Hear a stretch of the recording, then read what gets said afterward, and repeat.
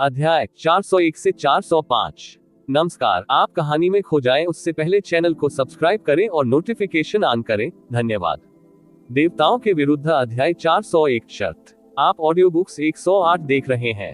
धोखेबाजों से सावधान रहें। अध्याय 401 शर्त। लाल कपड़े पहने आदमी ने भीड़ को अलग किया और आगे बढ़ गया। उसके कदम धीमे और इत्मीनान से थे और उसकी मुद्रा गर्व से भरी हुई थी। एक फीकी मुस्कान जिसमें तिरस्कार और उपहास का संकेत था, उसके होठों के कोने पर लटकी हुई थी, जैसे कि वह एक सम्राट था जो अपने नीचे कई जिंदगियों की अनदेखी कर रहा था। उसकी सामने की छाती थोड़ी सी सीधी हो गई और फीनिक्स का प्रतीक शानदार ढंग से चमक उठा, जिसने सभी को उसकी पहचान बता दी। अभ्यासकर्ताओं के रूप में जो मैच देखने के लिए 6 देशों से लंबी यात्रा करने में सक्षम थे, उनमें से कौन अत्यधिक गर्व और अहंकार के साथ उच्च स्तरीय व्यक्ति नहीं होगा। हालांकि दिव्य फीनिक्स संप्रदाय के इस शिष्य का सामना करते हुए उन्हें जो महसूस हुआ वह वास्तव में दबाव की एक अतुलनीय भारी भावना थी। हालांकि 6 राष्ट्रों और दिव्य फीनिक्स साम्राज्य को 7 राष्ट्रों के रूप में संदर्भित किया गया था, भले ही 6 राष्ट्रों ने अपनी सेनाएं संयुक्त कर ली, दिव्य फीनिक्स साम्राज्य को जरा सा भी हिला पाना उनके लिए अभी भी असंभव होगा। हर साल उन्हें दिव्य फीनिक्स साम्राज्य को भारी मात्रा में श्रद्धांजलि देनी पड़ती थी और उन्होंने ऐसा करने से रोकने की कभी हिम्मत नहीं की। इसे और भी बदसूरत बनाने के लिए जब 6 राष्ट्र दिव्य फीनिक्स साम्राज्य के सामने थे तो वे संबद्ध राज्यों के समान होंगे। दिव्य फीनिक्स साम्राज्य की जबरदस्त शक्ति के सामने इससे कोई फर्क नहीं पड़ता कि वे राजनीतिक या गहन क्षेत्र में महान ताकत और अधिकार वाले व्यक्ति थे। जब वे दिव्य फीनिक्स साम्राज्य में थे तो उन सभी को अपने नितंबों को भींचना होगा और विनम्रता से काम करना होगा। और दिव्य फीनिक्स संप्रदाय संपूर्ण दिव्य फीनिक्स साम्राज्य का पूर्ण अधिपति था। महाद्वीप के गहन अभ्यासकर्ताओं की नजर में डिवाइन फीनिक्स संप्रदाय एक ऐसे समूह के समान था जिसमें ऐसे लोग शामिल थे जो दूसरे विमान और दुनिया से आए थे। इसके अलावा ये दिव्य फीनिक्स संप्रदाय का क्षेत्र भी था। इसलिए जब उन्हें इस दिव्य फीनिक्स संप्रदाय के शिष्य से अतुलनीय अभिमान और कान छिदवाने वाले उपहास का सामना करना पड़ा, तो इन युवा चिकित्सकों ने, जो अपने राष्ट्रों में गर्व और अहंकार का बंडल रखते थे, क्रोधित होने का साहस किया। हालांकि उन्होंने उन्हें बोलने की हिम्मत नहीं की। जोर से जिन आंखों का उपयोग वे फीनिक्स शिष्य की ओर देखने के लिए कर रहे थे उनमें 30% क्रोध और 70% भय था। इस प्रकार की निगाहों और भेड़ चराने वाले बाघ की भावना ने फीनिक्स शिष्य को और भी अधिक गौरवान्वित और आत्मसंतुष्ट महसूस कराया। उनकी आवाज भी और भी कर्णप्रिय हो गई। इन 6 देशों के छोटे बच्चों, बेहतर होगा कि आप जितनी जल्दी हो सके यहाँ से निकल जाएं। ब्लैक मून मुख्यालय आप निम्न वर्ग के लोगों के प्रवेश के योग्य स्थान नहीं है। अपने आप को यहाँ ढेर करके आप केवल यहाँ की जमीन को गंदा करेंगे और यहाँ की हवा को दूषित करेंगे। यू चे की भौहें बुरी तरह से सिकुड़ गईं। उसने कई अहंकारी लोगों को देखा था, हालांकि यह अभी भी पहली बार था जब उसने किसी ऐसे व्यक्ति को देखा था जो यहाँ मौजूद लोगों और 6 देशों के सभी गहन चिकित्सकों को बेझिझक अपमानित करेगा। अभिमानी स्वर। वह वास्तव में आश्चर्यचकित था कि क्या ये फीनिक्स शिष्य शुरू में खुद एक अहंकारी चुभन था, या क्या फीनिक्स के सभी शिष्य अन्य देशों के गहन चिकित्सकों के सामने उसी तरह व्यवहार करेंगे। जब उनके ये शब्द गिरे तो उपस्थित 6 राष्ट्रों के गहन अभ्यासकर्ता निस्संदेह और भी अधिक क्रोधित हो गए, और अंत में एक युवा गहन अभ्यासी जो 20 वर्ष का भी नहीं लग रहा था, अब उनके कहे अनुसार खुद को नियंत्रित नहीं कर सका।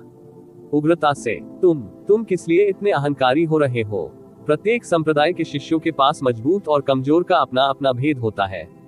भले ही ये दिव्य फीनिक्स संप्रदाय हो, कोई अपवाद नहीं है। कौन जानता है कि वास्तव में आपकी स्थिति किस प्रकार की है? बड़ी बड़ी बातें करना कौन नहीं जानता। यदि आपके पास क्षमताएं हैं तो गहन सरणी खोले और इसे हमारे सामने साबित करें। जैसे ही उसके शब्द गिरे, अचानक भीड़ के पीछे से एक आश्चर्यचकित आवाज आई। मुझे अब याद आया, वह फेंग झाओनन है, जो दिव्य फीनिक्स संप्रदाय के 29वें बुजुर्ग के अधीन प्रमुख शिष्य है। मैंने 2 साल पहले डिवाइन फीनिक्स रैंकिंग टूर्नामेंट में शीर्ष 100 की सूची में उनका नाम देखा था। जब ये खबर आई तो भीड़ तुरंत हंगामा करने लगी। जिन आंखों का उपयोग वे फीनिक्स शिष्य की ओर देखने के लिए कर रहे थे उनमें तुरंत गंभीर परिवर्तन आ गया, क्योंकि वे और भी भयभीत हो गए। और जैसे उस युवा गहन अभ्यासी के लिए जिसने पहले बात की थी, उसकी अभिव्यक्ति तुरंत बहुत फीकी पड़ गई।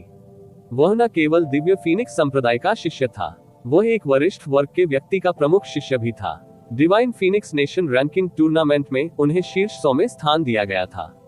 फेंग झाओनान जोर से हंसने लगा।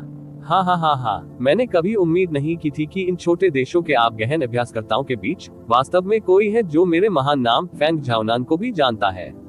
हे, क्या आप लोग यह नहीं देखना चाहते हैं कि क्या मैं इसका खुलासा करने में सक्षम हूँ? ब्लैक मून मुख्यालय की गहन सरणी।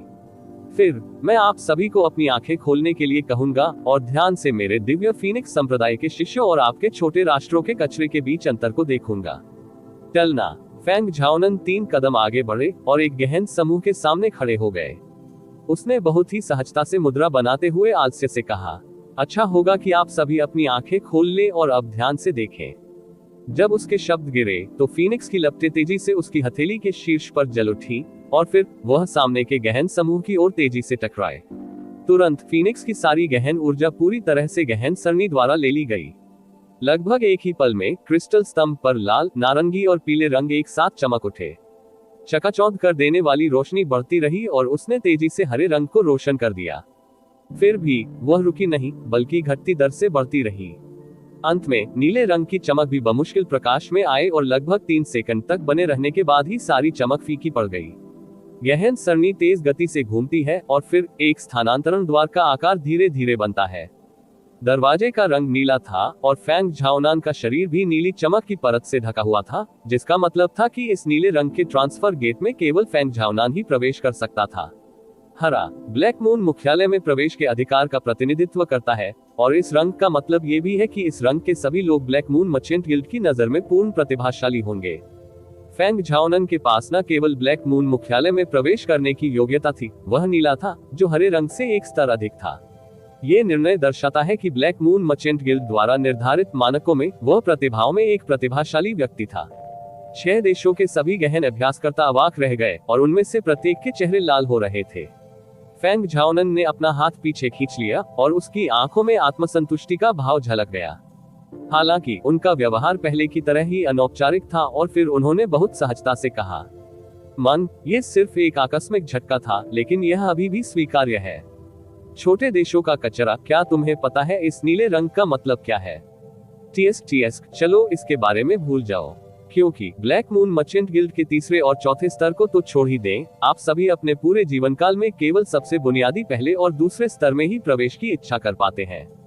आप सभी के लिए अच्छा होगा कि आप जल्दी करें और भाग दौड़ करें। इस स्थान को अवरुद्ध करना बंद करें और किसी को भी वहां से गुजरने से रोकें। तुम सब सचमुच बेशर्म हो।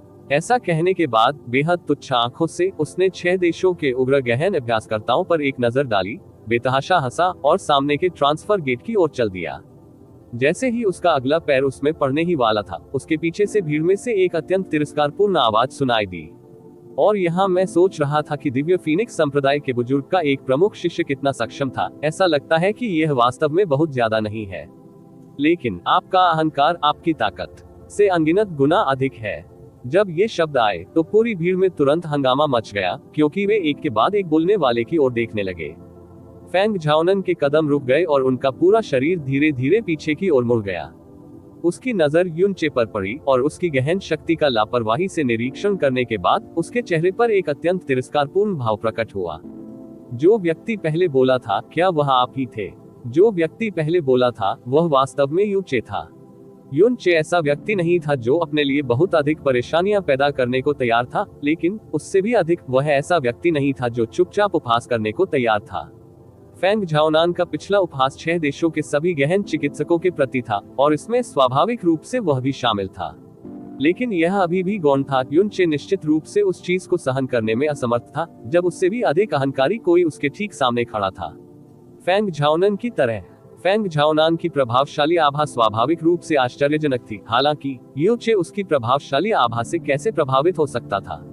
वह ठंडे स्वर में हंसा और कहा, ये सही है, यह मैं ही था। हा हा हा हा हा। फेंग झाओनन बेतहाशा हंसे, जैसे कि उन्होंने अभी अभी दुनिया का सबसे मजेदार चुटकुला सुना हो। और यहाँ मैंने सोचा कि यह कौन सा बड़ा आंकड़ा है, तो ये सिर्फ एक छोटे राष्ट्र का कचरा है। ओह नहीं, ये कुछ ऐसा है जो कचरा कहलाने लायक भी नहीं है। गहन शक्ति का ये स्तर एक दयनीय पृथ्वी गहन क्षेत्र है। मेरी नजर में ये बिल्कुल कूड़ा है, फिर भी तुम मेरे सामने घमंड से बात करने की हिम्मत करते हो। वास्तव में आपकी हिम्मत छोटी नहीं है। उसने अपनी आंखें सिकोड़ ली और मुस्कुराते हुए अपनी उंगली आगे बढ़ा दी। क्या आप मानते हैं कि अगर मैं तुम्हें मारना चाहता हूं, तो मुझे बस एक उंगली की आवश्यकता है? लेकिन कितने अफसोस की बात है, ये स्थान ब्लैक मून मुख्यालय का क्षेत्र है और निजी लड़ाई की अनुमति नहीं है। आखिरकार मुझे ब्लैक मून मुख्यालय का चेहरा दिखाना होगा, अन्यथा उन हास्यास्पद शब्दों के कारण जो आपने मुझसे पहले कहा था, आप अब तक पहले ही एक लाश बन चुके होते। मेरे हाथों मरने के बाद भले ही आप किसी राष्ट्र के शाही राजकुमार हो या युवराज भी हो, फिर भी मैं गारंटी दूंगा कि आपका सम्राट आज्ञाकारी रूप से आपकी लाश लेने के लिए लोगों को भेजेगा। इसके अलावा वह किसी और को धिक्कारने की हिम्मत भी नहीं करेगा। उपस्थित युवा गहन अभ्यासकर्ताओं में जिनके पास युनचे से भी अधिक गहन शक्ति थी, वे कहीं भी पाए जा सकते थे। जब युनचे ने पुकारा तो उन्हें शुरू में सुखद आश्चर्य हुआ, क्योंकि उन्हें लगा कि कोई जो इस फीनिक्स शिष्य की प्रतिष्ठा को कम कर सकता है, प्रकट हुआ है। हालांकि जब उन्हें पता चला कि युनचे की गहन शक्ति केवल पृथ्वी गहन क्षेत्र में थी, तो वे सभी बेहद निराश हुए, और कुछ ऐसे भी थे जिन्होंने सवाल किया कि क्या वह पागल था। केवल पृथ्वी गहन क्षेत्र में ताकत के साथ वह वास्तव में दिव्य फीनिक्स संप्रदाय के एक शीर्ष श्रेणी के शिष्य को चुनौती देने का साहस किया। हालांकि यदि आप अभी घुटने टेकें और मुझे 3 बार प्रणाम करें, फिर मुझे 3 बार अपना दादा कहें, तो भी मैं आपकी जान बख्शने पर विचार कर सकता हूं और आपको डिवाइन फीनिक्स सिटी को सुरक्षित और स्वस्थ छोड़ने की अनुमति दे सकता हूं। आखिरकार मेरा अपना पोता होने के नाते मैं, तुम्हारे दादाजी, तुम पर हाथ उठाना कैसे सहन कर सकते थे। हा, फेंग झाओनन ने तुच्छ और अहंकार पूर्वक कहा। आसपास के सभी गहन अभ्यासकर्ताओं ने दयनीय चेहरों के साथ युनचे को देखा। भले ही उसके पास खुद का समर्थन करने की ताकत नहीं थी, फिर भी वह कठोर कार्य करने के लिए सामने आया। दिव्य फीनिक्स संप्रदाय की लोहे की प्लेट को इतनी आसानी से कैसे लात मारी जा सकती है। वे पहले से ही इस व्यक्ति के दुखद अंत की भविष्यवाणी कर सकते थे। कोटो युनचे के होठों का कोना थोड़ा झुका हुआ था, उसकी अभिव्यक्ति में थोड़ा सा भी डर नहीं था, इसके बजाय वह हल्के से मुस्कुराया। यह एक बहुत अच्छा विचार प्रतीत होता है। फिर फेंग झाओनान, हम शर्त क्यों नहीं लगाते? मुझे इस ब्लैक मून मुख्यालय के प्रति बहुत रुचि है और आज यहाँ मेरा उद्देश्य इसमें प्रवेश करना और इसे देखना है। अगर मुझमें आपकी तरह तीसरी और चौथी मंजिल में प्रवेश करने की क्षमता नहीं है, तो कोर्टो के बारे में भूल जाए। आप मेरे इस जीवन के साथ जो चाहे कर सकते हैं। यदि मैं इस क्रिस्टल स्तंभ की रोशनी को नीले रंग के ऊपर चमकाने में सक्षम हूँ, तो आप आज्ञाकारी रूप से मेरे सामने घुटने टेकेंगे, मुझे 3 बार कौवा देंगे और मुझे 3 बार अपने दादाजी कहेंगे। ये शर्त, क्या आप इसे स्वीकार करने का साहस करते हैं? जब युनचे के शब्द सामने आए तो हर कोई सदमे में आ गया। ब्लैक फील्ड साम्राज्य के गहन अभ्यासी, जो पहले गहन सरनी से विचलित हो गया था, ने जोर से याद दिलाया, क्या तुम पागल हो? जल्दी करें और पहले कहे गए शब्दों को वापस ले। नीले रंग के बारे में भूल जाए, हरे रंग को रोशन करना स्वर्ग पर कदम रखने से भी कठिन है। मैं स्काई प्रोफाउंड दायरे के शुरुआती चरण में हूँ, आपकी तरह एकमात्र पृथ्वी गहरा क्षेत्र। आप मूल रूप से खुद को अपमानित कर रहे हैं। इसे भूल जाओ वरिष्ठ भाई यिन। उसे परेशान मत करो, उसे पागल होना चाहिए। उनके संप्रदाय के साथियों ने जल्दबाजी में कहा, क्योंकि उन्हें डर था कि गुस्से में फेंग झाओनन द्वारा उन्हें निशाना बनाया जाएगा। आप मुझसे शर्त लगाओ। नीले से भी ऊंचा। फेंग झाओनन की आंखों का कोना हिल गया, उसका चेहरा एंट गया। फिर वह बेतहाशा हंसा, उसका शरीर आगे पीछे हिल रहा था और वह हंस सकता था, बमुश्किल उसकी सांस आती है। हा। यह मूल रूप से सबसे अच्छा चुटकुला है जो मैंने अपने पूरे जीवन काल में सुना है। एक पृथ्वी गहन दायरे का कचरा वास्तव में नीले रंग से ऊपर मारने का सपना देखता है, और यहाँ तक कि मुझसे शर्त लगाने की इच्छा है। हा। आसपास के गहन अभ्यासियों की नजरें युनचे पर थीं। वे पहले ही बदल चुकी थीं, जैसे कि वे किसी शुद्ध बेवकूफ को देख रहे हों। युनचे ने फेंग झाओनन की बेतहाशा हंसी को उदासीनता से देखा। जब वह आखिरकार अपनी हंसी रोकने में कामयाब हुआ तो युनचे ने हल्के से कहा, तुम में हिम्मत है या नहीं? अगर तुम हिम्मत नहीं करोगे तो अच्छा है, मैं तुम्हें छोड़ दूंगा। मेरा समय बेहद कीमती है और मैं इसे अहंकारी कूड़ेदान में बर्बाद नहीं करना चाहता। फेंग झाओनान की बेतहाशा हंसी रुक गई, उसकी अभिव्यक्ति तुरंत गहरी हो गई। आप कह रहे हैं कि मुझमें हिम्मत नहीं है? अंत तक भी आप एक मूर्ख व्यक्ति हैं जो स्वर्ग और पृथ्वी के बीच अंतर नहीं जानता है। अकेले होने पर आप मेरे साथ शर्त लगाने के योग्य नहीं हैं। लेकिन आज मेरा मूड अचानक बहुत अच्छा हो गया, इसलिए मैं तुम्हारे साथ खेलूंगा। यदि आप नीले रंग से अधिक ऊंचा प्रहार करने में सक्षम हैं, तो 3 बार कोटो बोलने और आपको 3 बार दादा कहने के बारे में भूल जाए। मेरे लिए आपको 10,000 कोटो देना और आपको 10,000 बार दादा कहना भी कोई समस्या नहीं है। आओ, जल्दी करो और इसे मारो, मुझे दिखाओ। मुझे ठीक से देखने की अनुमति दे कि आप इसे नीले रंग से ऊपर कैसे मारेंगे। हा हा हा हा, बहुत अच्छा। यू चे ने सिर हिलाया। उसने अचानक अपना सिर उठाया और सामने दूर चोटी की ओर देखा। चूंकि यह शर्त पहले ही लगाई जा चुकी है और यह इस ब्लैक मून मुख्यालय के क्षेत्र में भी लगाई गई है, तो हम 7वीं मंजिल पर उस वरिष्ठ को क्यों नहीं रखते, जो इतने समय से यहाँ देख रहा है, इस बात का गवाह बने। ब्लैक मून मर्चेंट गिल्ड की 7वीं मंजिल पर पूरी तरह से बैंगनी रंग के कपड़े पहने एक बुजुर्ग खिड़की के पास खड़ा था। वह मूर्ति की भांति स्थिर खड़ा बहुत देर तक चुपचाप नीचे के चौक को देखता रहा था। जब यू चे की आवाज दूर से सुनाई दी, तो बुजुर्ग का पूरा शरीर एक पल के लिए कांप गया और उसके चेहरे पर एक आश्चर्यजनक भाव प्रकट हुआ। उसने ध्यान से यू चे की नजरों को देखा और महसूस किया कि वह वास्तव में सीधे अपनी स्थिति को देख रहा था। वहां था, कोण में रत्ती भर भी अंतर नहीं। क्या वह वास्तव में मुझे खोजने में सक्षम है? बैंगनी कपड़े पहने बुजुर्ग का दिल आश्चर्य और अविश्वास से भर गया। ब्लैक मून मर्चेंट गिल्ड की 7वीं मंजिल भूतल से 1500 मीटर से अधिक दूर थी और प्लाजा के क्रिस्टल चरण से ब्लैक मून मेन हॉल तक की क्षैतिज दूरी भी कई सौ मीटर दूर थी। उसी समय ब्लैक मून मर्चेंट गिल्ड की देखने वाली खिड़की को एक अतुलनीय बहुमूल्य अद्वितीय सामग्री द्वारा सील कर दिया गया था, जो किसी को बाहर को स्पष्ट रूप से देखने की अनुमति दे सकती थी, लेकिन किसी को बाहर से थोड़ा सा भी अंदर देखने से रोक सकती थी। ये कहते हुए कि बैंगनी कपड़े पहने बुजुर्ग की गहन शक्ति अतुलनीय रूप से शक्तिशाली थी। भले ही सिंहासन उससे केवल कुछ 100 मीटर की दूरी पर हो, उसकी आभा का पता लगाना मुश्किल होगा। ... लेकिन ये युन चे, जिसकी गहन आभा स्पष्ट रूप से केवल पृथ्वी के गहन क्षेत्र में थी, वास्तव में मेरी उपस्थिति का पता लगाने में सक्षम थी। और वह ये भी जानता था कि मैं इतने समय से उन्हें देख रहा था। वास्तव में, जिससे पता चला कि बैंगनी कपड़े पहने बुजुर्ग उन्हें 7वीं मंजिल से इतने समय से देख रहा था, स्वाभाविक रूप से संभवतः यू चे नहीं हो सकता था, इसके बजाय वह जैस्मीन थी। देवताओं के विरुद्ध अध्याय 402 सीनियर जी। आप ऑडियो बुक्स 108 देख रहे हैं। धोखेबाजों से सावधान रहें। अध्याय 402 वरिष्ठ जी। बैंगनी कपड़े पहने बुजुर्ग बिना हिले डुले खड़ा रहा और उसने कुछ भी नहीं कहा, क्योंकि उसे यकीन नहीं था कि युन चे केवल इसे जानबूझकर रहस्यमय बनाने के लिए जांच कर रहा था या उसने वास्तव में उसे खोज लिया था। यदि यह बाद वाला था तो यह अकल्पनीय होगा। आज युन चे ने वास्तव में फिर से कहा, यदि वरिष्ठ जवाब नहीं देंगे तो मैं इसे मौन स्वीकृति के रूप में गिनूंगा। ब्लैक मून मुख्यालय के अभी इतने सफल होने के लिए ईमानदारी अनिवार्य रूप से नंबर 1 मानदंड है। मेरा मानना है कि वरिष्ठ किसी ऐसे नीच व्यक्ति को अपने अधिकार क्षेत्र में आने की अनुमति नहीं देंगे जो अपनी बात से मुकर जाएगा। फैंग झाओनन जोर से हंसे। 7वीं मंजिल के वरिष्ठ। हा, इतनी दूर की दूरी के साथ, और यह ब्लैक मून मर्चेंट गिल्ड का आंतरिक भाग होने के बावजूद, आप जैसे कूड़ेदान की तो बात ही छोड़िए, यहाँ तक कि मैं भी वहाँ अंदर किसी हलचल की जांच के बारे में नहीं सोचना चाहिए। आप इस तरह का कृत्य कर रहे हैं जो वास्तव में एक बेहद हास्यास्पद जोकर जैसा दिखता है। युन चे ठंडे स्वर में हंसा। एक और शब्द कहे बिना वो उपस्थित सभी लोगों की आंखों के सामने एक गहन सरणी के सामने की ओर चला गया।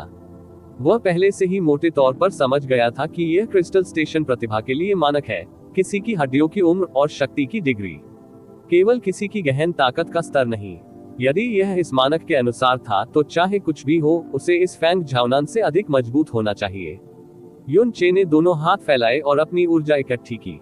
जैसे ही उसके हाथ फॉलिंग मून सिंकिंग स्टार से टकराए, परगेटरी तुरंत खुल गई। डिवाइन फीनिक्स साम्राज्य का इतिहास 5000 साल से भी अधिक पुराना है और इस क्रिस्टल चरण का अस्तित्व डिवाइन फीनिक्स साम्राज्य से भी पुराना था, जो बेहद असामान्य था। पुर्गेटरी राज्य के अंतर्गत युन चे के प्रहार की ताकत तुलना से परे बिल्कुल भयानक थी, लेकिन एक बार जब उसने गहन सरणी के ऊपर हमला किया तो उसने कोई शोर भी नहीं किया, क्योंकि उसकी सारी शक्ति एक ही पल में गहन सरणी द्वारा पूरी तरह से अवशोषित हो गई थी, बिना थोड़ा सा अतिप्रवाह। बजना। शांत क्रिस्टल स्तंभ अचानक चमक उठा। लाल से ये लगभग तुरंत ही सीधे नीले रंग में बदल गया। एक साथ 5 अलग अलग रंगों की रोशनी की आवाज ओवरलैप हो गई, जो लगातार ड्रोनिंग शोर के साथ उपस्थित सभी लोगों के कानों को चौंका रही थी। आसपास के सभी गहन अभ्यासकर्ताओं के चेहरे पर दयनीय अभिव्यक्ति थी और वे पहले से ही एक मजाक देखने के लिए तैयार थे, लेकिन उनकी आंखों के सामने के दृश्य ने तुरंत उन्हें पूरी तरह से स्तब्ध कर दिया, जिससे वे अपनी आंखों पर विश्वास करने का साहस करने में असमर्थ हो गए। फैंग झाओनन के चेहरे पर व्यंग्य तुरंत कठोर हो गया, क्योंकि वह अनजाने में चिल्लाया, यह असंभव है। क्रिस्टल स्तंभ पर प्रकाश का आरोहण धीमा हो गया, लेकिन ये फिर भी नहीं रुका, क्योंकि यह नीले स्तंभ के माध्यम से ऊपर की ओर बढ़ता रहा और नीले रंग की सीमा को तोड़ता रहा, क्योंकि इंडिगो क्रिस्टल स्तंभ फिर जगमगा उठा। वाह! उपस्थित लगभग सभी गहन अभ्यासकर्ताओं ने एक अनैच्छिक चीख निकाली। हालांकि क्रिस्टल स्तंभ की रोशनी अभी भी बंद नहीं हुई, बल्कि ऊंची और ऊंची उठती रही। नील की रोशनी शीघ्र ही नीला रंग बन गई। तब केवल एक क्लैंग ध्वनि थी। प्रकाश के उच्चतम स्तंभ से एक बैंगनी चमक निकली। लाल, नारंगी, पीला, हरा, नीला, नीला और बैंगनी, सभी रंग जगमगा उठे और पूरा क्रिस्टल स्तंभ इंद्रधनुष के रंग से चमक उठा। धीरे धीरे बैंगनी रंग नीचे की ओर फैल गया, धीरे धीरे अन्य रंगों को अपनी चपेट में ले लिया, जिससे पूरा क्रिस्टल स्तंभ बैंगनी हो गया।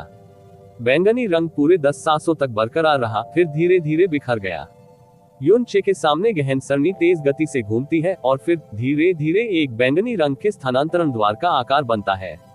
युनचे का शरीर भी हल्का बैंगनी रंग बिखेर रहा था। ब्लैक मून मर्चेंट गिल्ड की 7वीं मंजिल पर बैंगनी कपड़े पहने बुजुर्ग का चेहरा, जो शुरू से ही खिड़की के पास खड़ा था, तेजी से हिल गया।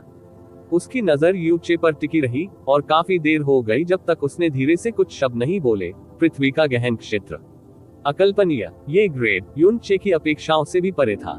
वास्तव में प्रतिभा के क्रिस्टल चरण के मानक निर्णय में न केवल किसी व्यक्ति की उम्र और ताकत का उपयोग किया गया, बल्कि उसी स्तर पर जारी शक्ति की तुलना भी की गई।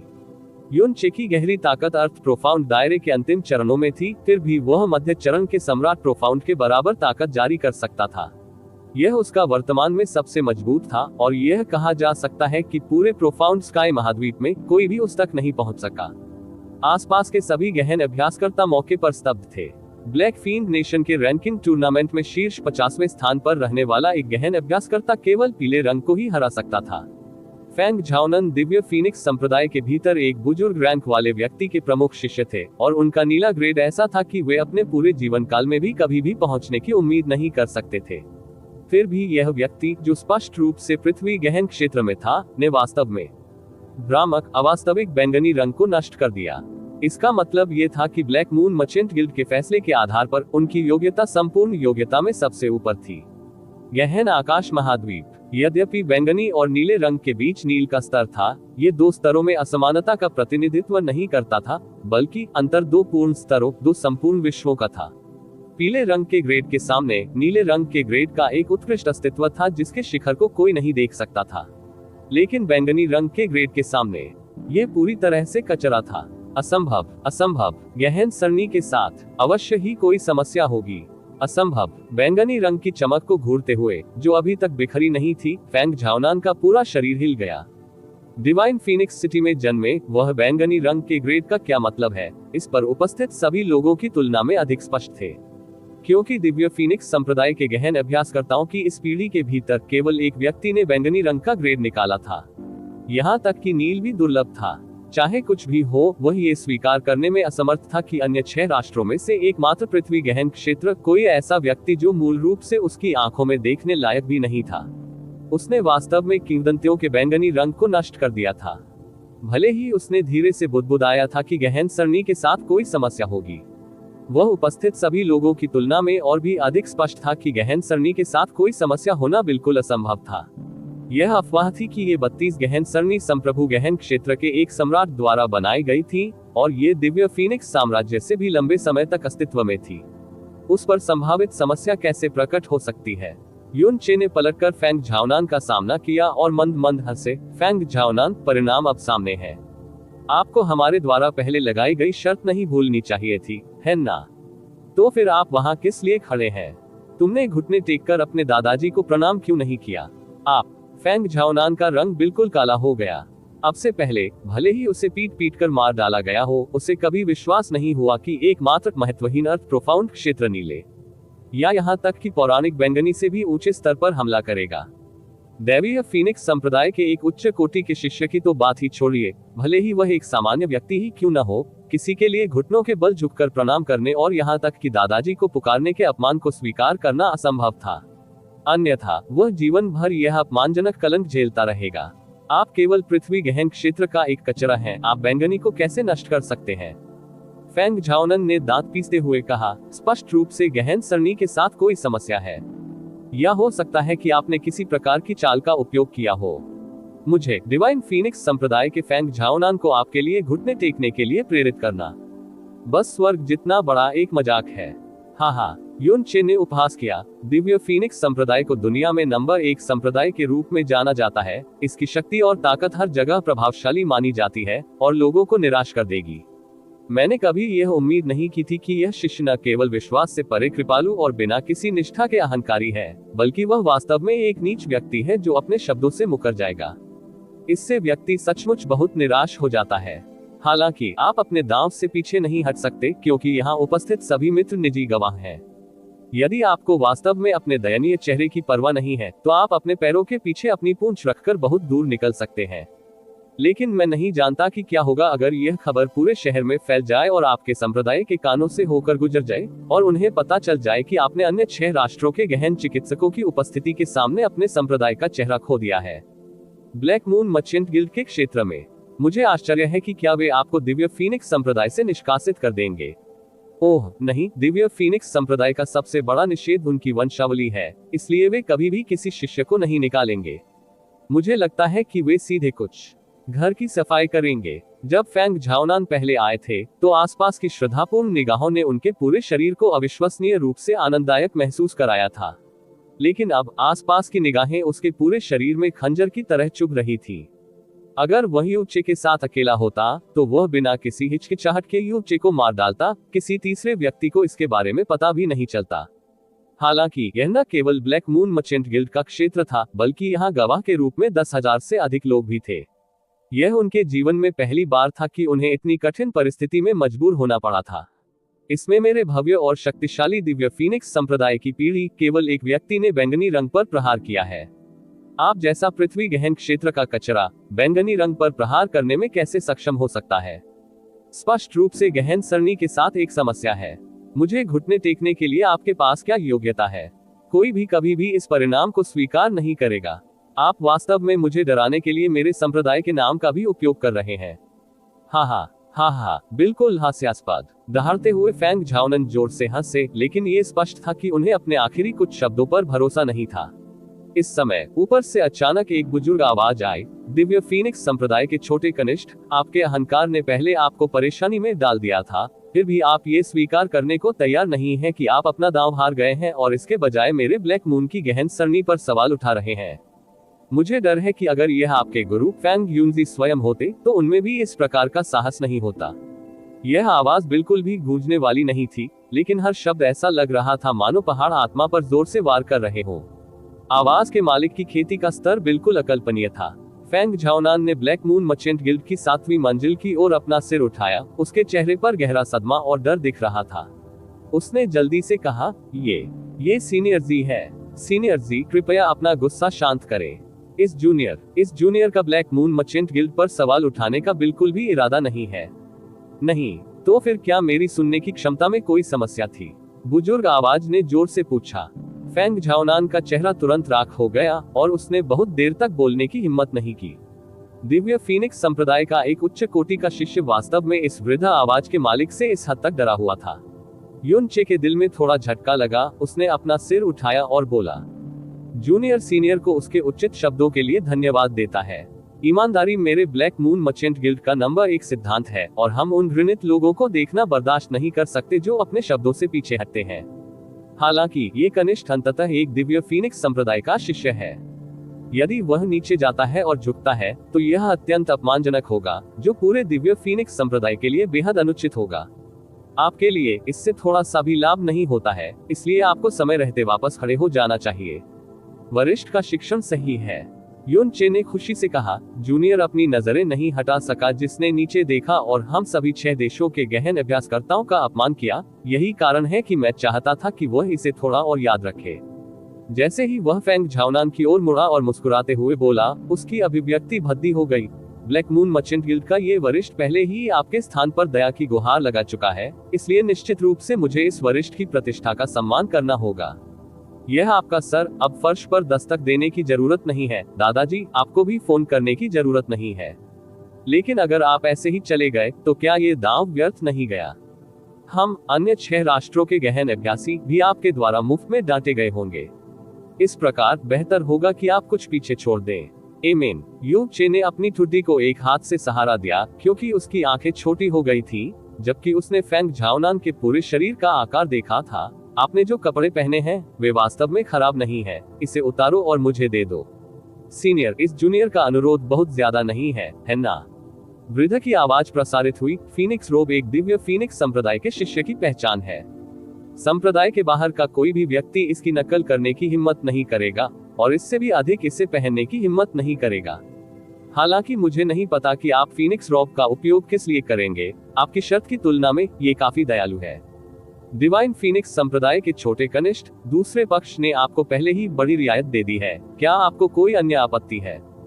फीनिक्स रोब एक दिव्य फीनिक्स संप्रदाय के शिष्य की स्थिति का प्रतीक था, इसे उतारना निस्संदेह किसी के चेहरे को फाड़ने के बराबर था। हालांकि ये परिणाम निस्संदेह प्रणाम करने से हजारों गुना बेहतर था। ब्लैक मून मर्चेंट गिल्ड की ओर से आ रही दमनकारी ताकत के साथ वह कुछ और कैसे कह सकता था? अपने दांत पीसते हुए उसने फीनिक्स रोब उतार दिया, उसे यूनचे पर फेंक दिया, फिर जल्दी से दूसरे बाहरी वस्त्र में बदल गया। यूनचे को बुरी नजर से देखने के बाद वह बिना पीछे देखे चला गया। आप अपने से कमजोर व्यक्ति को कचरा समझते हैं, इसका मतलब है कि आप ऐसा करेंगे किसी ताकतवर व्यक्ति के सामने हार स्वीकार कर ले, इसका मतलब ये भी है कि आप बिल्कुल बेकार हैं। दिव्य फीनिक्स संप्रदाय के लिए आज अपनी स्थिति विकसित करने के लिए 5000 वर्षों का उपयोग करना आसान नहीं था। भले ही आपके पास अपने संप्रदाय की प्रतिष्ठा बढ़ाने की क्षमता नहीं है, फिर भी आपको दिव्य फीनिक्स संप्रदाय के शिष्य के रूप में अपनी स्थिति का उपयोग करके दूसरों को आपका तिरस्कार करने के लिए मजबूर करके खुद को अपमानित करने के बारे में कभी नहीं सोचना चाहिए। युन चे ने फेंग झाओनन की दिशा में उदासीनता से कहा। फिर फेंग झाओनन की प्रतिक्रिया की परवाह किए बिना वह घूम गया और उस गहन सरणी की ओर चला गया जिस पर उसने पहले हमला किया था। इस समय आसपास के गहन अभ्यासी यूचे को गहरी श्रद्धा से भरी निगाहों से देख रहे थे। पृथ्वी के गहन क्षेत्र की गहन शक्ति के कारण अब कोई भी उसे कम नहीं आंक रहा था। साथ ही वे गहराई से आभारी थे। आखिरकार उन्होंने 6 देशों के गहन अभ्यासकर्ताओं में से प्रत्येक को उस दिव्य फीनिक्स संप्रदाय के शिष्य के सामने कुछ भाप छोड़ने में मदद की थी। बात सिर्फ इतनी थी कि फेंग झाओनन के साथ उन्होंने जिस प्रभावशाली ढंग से व्यवहार किया और क्रिस्टल मंच पर जिस बैंगनी रंग का प्रहार किया, उससे वे अपनी श्रद्धा और कृतज्ञता के बीच उनसे संपर्क करने का साहस खो बैठे। जैसे ही युन चे गहन समूह की ओर चला, आसपास के गहन अभ्यासकर्ता तुरंत एक ओर हट गए। उनकी निगाहें लगातार उसका पीछा कर रही थी और वे उससे बैंगनी रंग की गहरी श्रृंखला में चलते हुए और उसके भीतर पूरी तरह से गायब होते हुए देख रहे थे। बैंगनी रंग की गहरी श्रृंखला ने यूचे को ब्लैक मून मर्चेंट गिल्ड की 7वीं मंजिल पर भेज दिया, एक ऐसी जगह जहां पूरे प्रोफाउंड स्काई महाद्वीप के बहुत से लोगों ने कदम नहीं रखा था। Against the gods chapter 403 black moon 7वीं मंजिल। आप ऑडियो बुक्स 108 देख रहे हैं। धोखेबाजों से सावधान रहें। अध्याय 403 ब्लैक मून की 7वीं मंजिल। ब्लैक मून मर्चेंट गिल्ड की 7वीं मंजिल में प्रवेश करने पर इससे पहले कि वह इसे स्पष्ट रूप से देख भी सके, बेहद ताजा हवा की एक धारा ने उसकी इंद्रियों पर हमला कर दिया। सही है, ये वास्तव में स्वच्छ ताजगी भरी हवा थी। एक विशाल व्यापारी संघ के लिए इसकी सबसे तेज सुगंध एक साधारण और गरिमामय गंध होगी, लेकिन युनचे को वास्तव में ऐसा महसूस हुआ मानो उसे अचानक पूरी तरह से स्वच्छ और शुद्ध प्राकृतिक वातावरण में रखा गया हो। उसे ऐसा बिल्कुल भी महसूस नहीं हुआ एक व्यापारी संघ के भीतर था। उसने आंखें खोली और सामने की ओर देखा। आश्चर्यजनक रूप से जहां तक वह देख सकता था, उसकी आंखों के सामने एक बगीचा दिखाई देने लगा। ऊपर ऊंचे विशाल वृक्ष के रूप में पन्ना हरे रंग के भीतर विभिन्न प्रकार के चमकीले रंग के दुर्लभ और असामान्य वनस्पति विज्ञान छिड़के हुए हैं।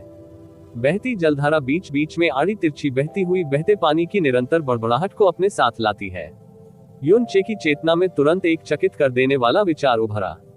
क्या ये ब्लैक मून की 7वीं मंजिल के अंदर बनाया गया था? ये स्पष्टतः परिलोक का एक अलौकिक स्वप्न लोक था। आगे 3 सुंदर और सुंदर युवा युवतियां जिन्होंने अलग अलग रंग के कपड़े पहने थे, यूचे की ओर चली। उनकी शक्ल सूरत 10,000 में से एक जैसी नहीं थी और उनका पहनावा तो और भी शानदार था। उनकी गहन शक्ति की आभा अधिक से अधिक स्काई प्रोफाउंड तक मजबूत थी। तीनों युवतियां यूचे के सामने आई और शालीनता से सलाम किया। सम्मानित ग्राहक, ब्लैक मून मर्चेंट गिल्ड में आपका स्वागत है। अगर आपको किसी चीज की जरूरत है तो कृपया हमें बताने में संकोच न करें। ब्लैक मून की 7वीं मंजिल के भीतर उपचार निश्चित रूप से काफी असाधारण था। इन 3 युवा महिलाओं की चौंकाने वाली ताकत के साथ उनमें से कोई भी ब्लू विंड नेशन के भीतर एक क्षेत्रीय स्वामी होगा। फिर भी यहाँ वे अप्रत्याशित रूप से केवल नौकरानियां थी जो ग्राहकों की प्रतीक्षा कर रही थी। युन चे ने जल्दी से चारों ओर नजर दौड़ाई, फिर भी उसे ऐसी कोई जगह नहीं दिखी जहां कोई वस्तु बेची जा रही हो। यहाँ तक कि एक व्यापारी संघ के पास क्या होना चाहिए इसका सबसे छोटा निशान भी नहीं दिख रहा था। उसने एक पल के लिए सोचा, फिर कहा, 3 पर युग, क्या मैं पूछ सकता हूँ कि जिस सीनियर से मैं पहले बात कर रहा था वह इस समय कहाँ है? हाँ, एक अज्ञात स्थान से एक सौम्य हंसी आए, उसे यहाँ लाओ। हाँ, सम्मानित ग्राहक, कृपया इस ओर आए। तीनों युवतियां स्पष्ट रूप से सहमत हुई। आगे, बाएं और दाएं एक के साथ उन्होंने सम्मानपूर्वक यूचे को आगे बढ़ाया। बगीचे से, फूलों की क्यारियों से, पहाड़ियों के एक छोटे से समूह और एक छोटे से झरने से गुजरने के बाद एक साधारण लेकिन असाधारण शैली वाला आंगन उसकी दृष्टि में दिखाई दिया। आंगन के मध्य में एक मंडप था और अंदर मंडप के सामने एक मध्यम कद का बूढ़ा आदमी खड़ा था जिसने पूरी तरह से बैंगनी रंग के कपड़े पहने थे, जो मुस्कुराहट के साथ यूनचे को माप रहा था। यूचे ने एक कदम आगे बढ़ाया और विनम्रता से कहा, जूनियर लिंग यू सीनियर का स्वागत करता है। यूनचे जाहिर तौर पर अपना असली नाम नहीं रखता था, इसलिए उसने लापरवाही से लिंग यून का नाम उधार ले लिया। हे, कृपया बैठो। बैंगनी कपड़े पहने बुजुर्ग ने हाथ से इशारा किया, फिर आगे बढ़कर मंडप के बीच में पत्थर की बेंच पर बैठ गया। यूनचे ने थोड़ा सिर हिलाया और बुजुर्ग व्यक्ति के सामने बैठ गया। युवतियों में से एक शालीनता से चली गई और अन्य 2 उसके दोनों ओर अपना सिर थोड़ा नीचे झुकाए और होठों पर हल्की मुस्कान के साथ चली गई। उनकी मुद्रा पूरी तरह से सम्मानजनक थी, जैसे कि वे यूचे के अधीन हो। क्या मैं पूछ सकता हूँ कि सीनियर को क्या कहते हैं? यूचे ने पूछा। इस बूढ़े व्यक्ति का उपनाम जी है और इसका सामान्य नाम जी है। बूढ़े ने मुस्कुराते हुए उत्तर दिया, जी। यूनचे कुछ हद तक अचंभित हो गया। ये पहली बार था जब उसने इस परिवार का नाम सुना था, लेकिन उसने तुरंत सिर हिलाया। सीनियर जी, पहले बोलने और मेरी मदद करने के लिए बहुत बहुत धन्यवाद। पहले की बात है तो इस बूढ़े को कुछ कहने की जरूरत नहीं पड़ी। जहाँ तक आपकी मदद की बात है तो इसे तो मदद ही नहीं माना जा सकता। इस बूढ़े व्यक्ति ने ब्लैक मून के लिए केवल एक छोटी सी असुविधा को रोका और इससे अधिक कुछ नहीं। जेड जी ने अपनी नजर उठाई, सीधे यूनचे की आंखों में देखा और मुस्कुराते हुए कहा, युवा आदमी, क्या इस बूढ़े आदमी को तुम्हें यूनचे या प्रिंस कंसोर्ट यून या लिंग यून नाम से बुलाना चाहिए, जैसा कि तुम चाहते थे? उद्धरण चिन्ह ... उद्धरण चिन्ह। यूनचे की अभिव्यक्ति थोड़ी कठोर हो गई। फिर वह जोर से हंसा और बिना किसी झिझक के उत्तर दिया, जैसा कि ब्लैक मून मर्चेंट गिल्ड की अपेक्षा थी, आपकी खुफिया जानकारी इकट्ठा करने की क्षमता वास्तव में स्वर्ग के नीचे बेजोड़ है। सीनियर जी की सब देखने वाली नजर के नीचे जूनियर यूनचे की चालाकी करने की कोशिश करना वास्तव में हास्यास्पद है। मुझे उम्मीद है कि सीनियर जी बुरा नहीं मानेंगे। हाँ, जेड जी उदासीनता से हंसे। ब्लैक मून की खुफिया जानकारी इकट्ठा करने की क्षमता इतनी अतिरंजित नहीं है। बात बस इतनी है कि आपकी पहचान को पहचानना आसान हो जाए, बस इतना ही। ये बूढ़ा व्यक्ति पूरे वर्ष दिव्य फीनिक्स संप्रदाय के सदस्यों के संपर्क में रहा है और फीनिक्स लॉ क्षमता से बेहद परिचित है।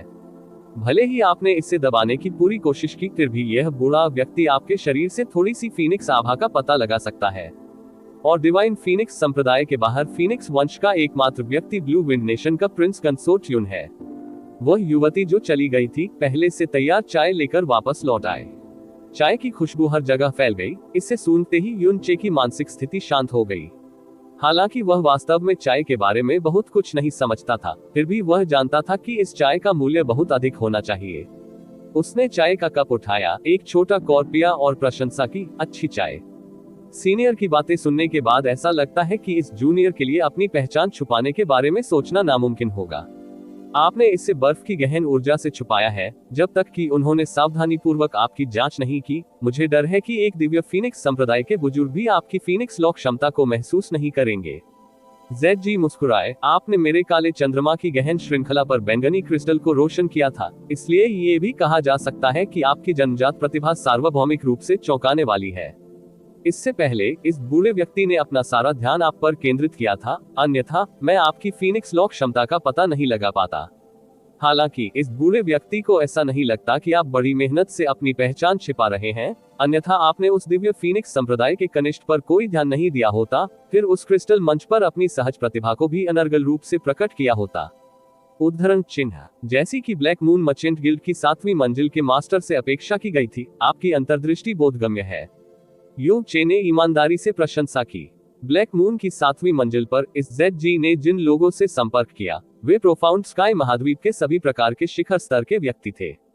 किसी को समझने और उसका मूल्यांकन करने की उनकी क्षमता बिल्कुल ऐसी नहीं थी जिस तक कोई सामान्य व्यक्ति पहुंच सके।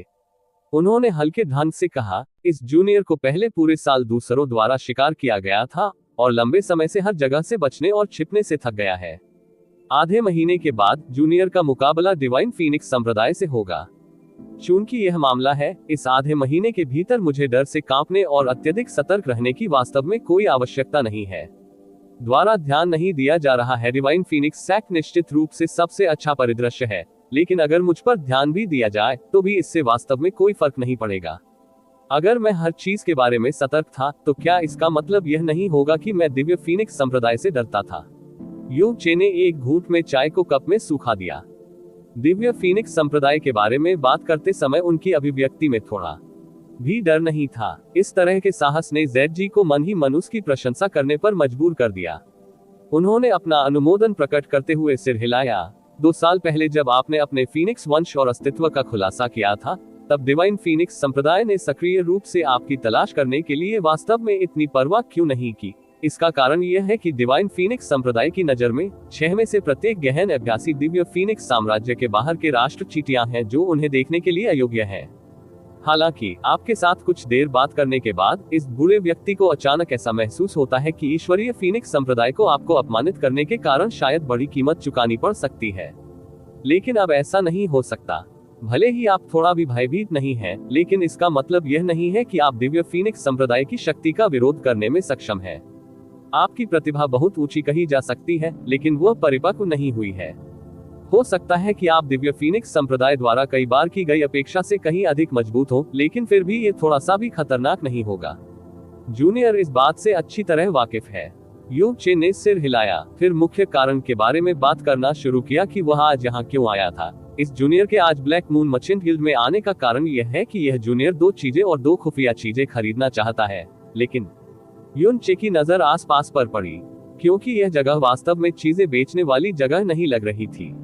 ये समझते हुए कि यून चे किस बात पर उलझन में था, जेड जी हंसे, अपना मुंह खोलने में संकोच न करें और इस बूढ़े आदमी को जो कुछ भी आपको चाहिए उसे बताएं। 7वीं मंजिल पहली 6 मंजिलों से अलग है। पहली 6 मंजिलों और ब्लैक मून मर्चेंट गिल्ड के बीच कोई अंतर नहीं है जिसके बारे में आप जानते हैं, जबकि इस जगह पर शायद ही कभी ग्राहक आते हैं। यहाँ आने वाले सम्मानित ग्राहकों का इस बुजुर्ग व्यक्ति द्वारा व्यक्तिगत रूप से स्वागत किया जाता है। एक सम्मानित ग्राहक जो भी चाहता है, जब तक वे कहते हैं इससे कोई फर्क नहीं पड़ता कि ब्लैक मून के पास वह है या नहीं, जब तक हमारा सम्मानित ग्राहक इसके लिए पूछता है और कीमत का भुगतान करने में सक्षम है, ब्लैक मून पूरी तरह से संतुष्ट करने की पूरी कोशिश करेगा। यदि आप छोटी छोटी चीजें चाहते हैं, तब भी कोई हमारे सम्मानित ग्राहक के साथ 6ठी मंजिल तक जाएगा। तो यह ऐसा है। यून चे को अब कोई झिझक नहीं हुई और उसने सीधे तौर पर कहा, इस जूनियर को जिन 2 चीजों की जरूरत है, उनमें से एक है स्वर्गीय ब्रह्मा जेड, जितना शुद्ध उतना बेहतर। दूसरा पूरी तरह से संरक्षित फीनिक्स हेलियंथस है। जेड जी ने अपनी आंखें बंद कर ली, फिर कुछ सांसों के बाद उन्हें खोला।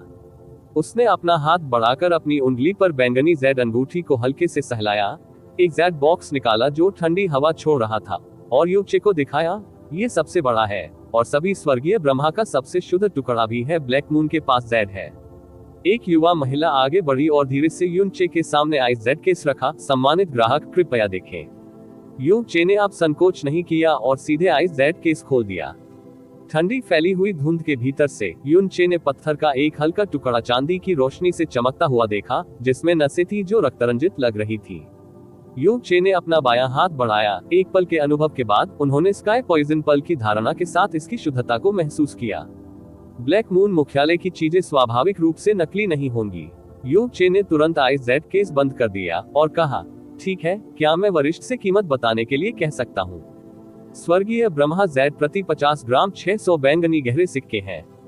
इस स्वर्गीय ब्रह्मा जेड का वजन 650 ग्राम है और इसके लिए 7800 बैंगनी गहरे सिक्कों की आवश्यकता है। जेड जी ने लापरवाही से कीमत बताई। अरे इतना महंगा! यू चे के मुंह का कोना हिल गया, लेकिन उसके पास 10 मिलियन बैंगनी गहरे सिक्कों की एक बड़ी राशि थी, इसलिए वह निश्चित रूप से इसे वहन कर सकता था। इसके तुरंत बाद उसने अपने पर्पल गोल्ड कार्ड से 7800 बैंगनी गहरे सिक्के निकाले। फिर उसने स्वर्गीय ब्रह्मा जेड को स्काई पॉइजन पल के अंदर डाल दिया। जहां तक फीनिक्स हेलियंथस का सवाल है, पिछले 13 फीनिक्स हेलियंथस ब्लैक मून को 6 घंटे पहले ही डिवाइन फीनिक्स संप्रदाय द्वारा खरीदा गया था। जेड जी ने कहा, यदि आप उन्हें तत्काल आवश्यकता है, ब्लैक मून के बाहर वास्तव में एक और जगह है जहां आप इसे खरीद सकते हैं। कहाँ? जेड जी ने धीरे से कहा, यहाँ से 150 किलोमीटर दक्षिण में एक व्यापारी संघ है जिसे फॉलिंग फ्लेम मर्चेंट गिल्ड कहा जाता है। कल दोपहर 3 बजे उन्हें बहुमूल्य सामग्रियों की नीलामी करनी चाहिए, उनमें से वास्तव में फीनिक्स एलियंथस भी है। यू चे ने सिर हिलाया। जूनियर ने इस पर ध्यान दिया है, मुझे ये बताने के लिए मैं सीनियर को धन्यवाद देता हूँ। क्या मुझे इस जानकारी के लिए भुगतान करना होगा? हो, कोई जरूरत नहीं। जेड जी हल्के से हंसे, फिर याद दिलाया, हालांकि फॉलिंग फ्लेम मर्चेंट गिल्ड को मर्चेंट गिल्ड कहा जाता है, ये वास्तव में एक काला बाजार है। ये जो चीजें बेचता है वह भी अनौपचारिक सार्वजनिक बिक्री है। एक बार जब आप वहां पहुंचेंगे तो आप समझ जाएंगे। लेकिन इस बुजुर्ग का मानना है कि आपकी समझदारी से शायद आपको कोई नुकसान नहीं होगा। अब आपको खुफिया जानकारी के कौन से 2 टुकड़े चाहिए थे? इस जूनियर को उम्मीद है कि ब्लैक मून मुझे 2 व्यक्तियों के ठिकाने का पता लगाने में मदद करेगा। यू चे ने गंभीर रूप से कहा, दोनों में से एक का नाम चुयुचेन है, जो पहले ब्लू विंड नेशन के फ्रोजन क्लाउड असगार्ड का शिष्य था, जो फ्रोजन क्लाउड 7 फेरीज का प्रमुख था।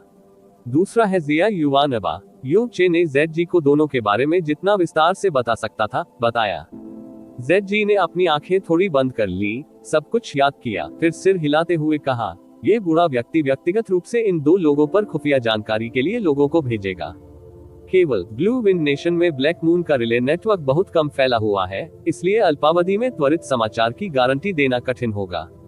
अपने ध्वनि संचरण छाप को पीछे छोड़े। पुख्ता जानकारी होने के बाद ये बुजुर्ग तुरंत आपसे संपर्क करेगा। चूंकि आप एक सम्मानित ग्राहक हैं, इसलिए आपको खुफिया जानकारी के लिए पहले से भुगतान करने की कोई आवश्यकता नहीं है। पुष्टि की तारीख पर हम बिल का निपटान कर सकते हैं।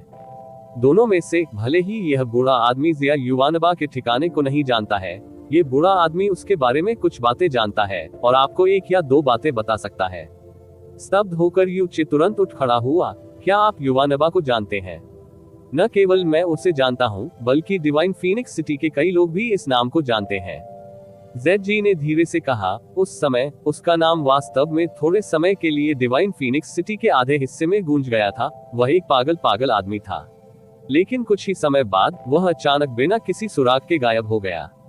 उनके लापता होने के कुछ समय बाद उनके पिता भी डिवाइन फीनिक्स सिटी में भागते हुए आए थे और वास्तव में इस ब्लैक मून मुख्यालय के भीतर रुके थे। अगर इस बूढ़े व्यक्ति को गलत याद नहीं है तो जिया युवानबा के पिता जिया होनई को भी ऐसा करना चाहिए था, अपने ससुर में से एक हो, है ना? देवताओं के विरुद्ध अध्याय 404 भूत मृग तृष्णा पवित्र हाथ। आप ऑडियो बुक्स 108 देख रहे हैं। धोखेबाजों से सावधान रहें। अध्याय 404 भूत मृग तृष्णा पवित्र हाथ। अंकल जिया। ब्लैक मून मुख्यालय में। यहाँ यू चे स्तब्ध रह गया। आधे साल पहले फ्लोटिंग क्लाउड सिटी में लौटने के बाद वो सबसे पहले जिया मैनर गए थे और उन्हें पता चला कि जिया होनई बहुत समय पहले जिया युवानबा की तलाश में निकल गए थे, जो कोई पत्र नहीं भेज रहे थे। जिया कबीले में रह चुके नौकर ने उसे बताया कि जब वह चीजों को व्यवस्थित कर रहा था तो जिया होनई ने काले अर्धचंद्र के आकार की कोई चीज निकाली थी। उस समय उसे संदेह हुआ कि यह ब्लैक मून मर्चेंट गिल्ड से संबंधित चीज थी, और यदि ऐसा था तो उन्होंने मान लिया कि जिया होनई शायद ब्लैक मून मर्चेंट गिल्ड के माध्यम से जिया युवानबा की खोज कर रही थी। उसने कभी उम्मीद नहीं की थी कि वह वास्तव में इस ब्लैक मून मर्चेंट गिल्ड में रहेगा। और यह सिर्फ एक ब्लैक मून शाखा नहीं थी जो पूरे गहरे आकाश में पाई जा सकती थी। यह प्रसिद्ध ब्लैक मून मुख्यालय था। कोई व्यक्ति जो यहाँ रहने में सक्षम था वह निश्चित रूप से कोई सामान्य व्यक्ति नहीं था। जिया होनई और ब्लैक मून मर्चेंट गिल्ड के बीच संबंध किसी भी तरह से सरल नहीं थे। यदि आप उसे देखना चाहते हैं तो ये बूढ़ा व्यक्ति आपको व्यक्तिगत रूप से अभी अपने पास ला सकता है। वह तुम्हें देखकर निश्चित रूप से प्रसन्न होगा। जेड जी ने हंसते हुए कहा। यू चे की अभिव्यक्ति अतुलनीय रूप से जटिल हो गई। काफी देर तक चुप रहने के बाद वह धीरे से बैठ गया और बोला, क्या अंकल जिया यहाँ अच्छा कर रहे हैं? केवल वही जानता है कि वह अच्छा कर रहा है या नहीं, लेकिन कम से कम यहाँ सब कुछ स्थिर है और उसे किसी के द्वारा तंग नहीं किया जाएगा। जेड जी ने उत्तर दिया। यून चे ने सिर हिलाया और खुद से कहा, तो यह अच्छा है। जानते हुए भी अंकल जिया सुरक्षित है और स्वस्थ है, इससे मुझे राहत मिली है। मैं ही वह व्यक्ति था जो युवानबा को ब्लू विंड प्रोफाउंड पैलेस ले गया था, और वह भी मैं ही था जो उसे हेवनली स्वॉर्ड विला ले गया था। यदि वह न्यू मून सिटी में रहता तो उसके बाद जो हुआ वह नहीं होता। युवानबा को अभी तक पाए बिना मेरे पास उसे देखने के लिए चेहरा नहीं है। सीनियर जी मुझसे युवा नबा के बारे में बात करें। ये जूनियर अपनी ताकत के बारे में और अधिक स्पष्ट नहीं हो सका, तो उसने डिवाइन फीनिक्स सिटी के आधे हिस्से को कैसे चौंका दिया होगा। 2 साल पहले दूसरे देश का एक युवक डिवाइन फीनिक्स सिटी में आया था। पहले दिन के आगमन के बाद, साथ ही उसके बाद हर दूसरे दिन, वह शहर के भीतर उन प्रसिद्ध संप्रदायों को चुनौती देने के लिए गया। उसने संप्रदायों को चुनौती दी। हाँ, दुर्भाग्य से उसकी गहरी ताकत की खेती बहुत कम थी और दूसरे पक्ष द्वारा आसानी से गंभीर रूप से घायल कर दिया गया था। लेकिन दूसरे दिन भी वह चोटों से भरे शरीर के साथ संप्रदाय को चुनौती देता रहा। नतीजा जाहिर तौर पर चोट थी। तीसरे दिन वह फिर भी उस संप्रदाय को चुनौती देने गया और वास्तव में दूसरे पक्ष की अधीरता के कारण मृत्यु के कगार पर पहुंच गया था। भले ही उसकी गहन शक्ति कमजोर थी, उसका शरीर असाधारण रूप से असामान्य था। वह स्पष्ट रूप से गंभीर चोटों के कारण मृत्यु के निकट था, लेकिन अगले दिन वह फिर भी खड़ा होने में सक्षम था और उन्हें चुनौती देने के लिए एक बार फिर आगे आया। एक समय ऐसा भी आया था जब दूसरे पक्ष ने उसके शरीर पर 2 बड़े खूनी छेद कर दिए थे, फिर भी वह नहीं मरा। पहले तो सभी ने सोचा कि वह पागल है, लेकिन जैसे जैसे दिन और महीने बीतते गए, कोई भी उसे पागल नहीं समझता था। किसी ऐसे व्यक्ति को देखना दुर्लभ नहीं है जो दृढ़ता से ताकत का पीछा करता हो, लेकिन उस हद तक दृढ़ता से जुड़ा हुआ हो, भले ही वह बुरा आदमी ही क्यों न हो। ये पहली बार था। यू चे उन 3 महीनों में जब वह डिवाइन फीनिक्स सिटी में रहा, उसके शरीर पर हर दिन भारी चोटें लगती थी। उसके शरीर पर व्यवहारिक रूप से कोई जगह नहीं बची थी जो अक्षुण्ण बची हो, लेकिन फिर भी वह अपने गंभीर रूप से घायल शरीर को घसीटता रहा और उन विरोधियों की तलाश में चला गया जिन्हें वह हरा नहीं सकता था। जिन लोगों को उसने चुनौती दी थी, उनमें अनिवार्य रूप से कुछ अधीर लोग थे, या शायद दुर्भावनापूर्ण लोग थे जो उसे मौत की सजा देना चाहते थे। लेकिन इससे कोई फर्क नहीं पड़ता कि उसे कितनी भारी चोट लगी थी, वह वास्तव में कभी नहीं मरा था। उन 3 महीनों में उसके प्रति लोगों का नजरिया उपहास से सदमे में बदल गया, जब तक कि 3 महीने बाद वह दिन अचानक डिवाइन फीनिक्स सिटी से गायब नहीं हो गया। उसका आज तक कोई सुराग नहीं मिला, इसलिए शायद उसे पहले ही भुला दिया गया है। हालांकि इस बूढ़े व्यक्ति का मानना है कि उसे किसी दूसरे ने गुप्त रूप से नुकसान नहीं पहुंचाया था, अन्यथा वह ब्लैक मून की नजर से कभी नहीं बच पाता। यू चे का दिल अतुलनीय रूप से जटिल हो गया। भले ही जिया युवानबा विशेष रूप से लंबा था और किसी को भी उत्पीड़ित महसूस कराता था, जिया होनाई के पालन पोषण के तहत उसका स्वभाव विशेष रूप से सौम्य और सरल था। इसके अलावा वह हमेशा दूसरों के खिलाफ लड़ने के लिए तैयार नहीं था। हालांकि ZG द्वारा वर्णित जिया युवानबा वास्तव में एक पागल था। वह इस बात पर बहुत स्पष्ट था कि जिया युवानबा अचानक क्यों बदल गई थी। उद्धरण चिन्ह ... सीनियर जी, मुझे ये सब बताने के लिए धन्यवाद। मैं तुम्हें बाकी सभी चीजों से परेशान कर दूंगा। यू चे ने खड़े होते हुए कहा। ZG भी तुरंत खड़े हो गए और हंसते हुए कहा, विनम्र होने की कोई जरूरत नहीं है। हमारे सम्मानित ग्राहकों को सेवा देने का सौभाग्य प्राप्त करना हमारे ब्लैक मून का सम्मान है। यून चे समझ गया कि ZG उसके प्रति इतना विनम्र क्यों था। चूंकि ब्लैक मून मर्चेंट गिल्ड आज तक विकसित हो चुका था, इसलिए स्वाभाविक रूप से इसके अस्तित्व का एक स्थापित कारण था। अत्यधिक उच्च जन्मजात प्रतिभा वाले लोगों के प्रति, जो संभवतः प्रोफाउंड स्काई के शीर्ष विशेषज्ञों में रैंक कर सकते हैं, ब्लैक मून स्वाभाविक रूप से अधिमान्य उपचार दिखाएगा। न केवल उनकी सेवा अत्यंत सम्मानजनक होगी, बल्कि वे दूसरे पक्ष से उनका कृतज्ञ होने के लिए भी उत्सुक थे। ओह ठीक है। यू चे को अचानक एक और बात याद आई। मुझे नहीं पता कि क्या सीनियर जी ने नीदरवर्ल्ड उदुम्बरा फूल के बारे में सुना है। नीदरवर्ल्ड उदुम्बरा फूल उन 3 वस्तुओं में से एक था जिनकी चमेली को 30 वर्षों के भीतर आवश्यकता थी। उसे एक नीदरवर्ल्ड उदुम्बरा फूल, 3 तानाशाह प्रोफाउंड बीस्ट कोर और 35 kilogram purple when divine crystals की आवश्यकता थी। नीदरलैंड उदुम्बरा फूल। ZG के चेहरे पर एक विचारशील भाव उभर आया। थोड़ी देर बाद उसने धीरे से कहा, ये बूढ़ा आदमी इस फूल के बारे में जानता है। यह एक अत्यंत राक्षसी और दुष्ट वस्तु है।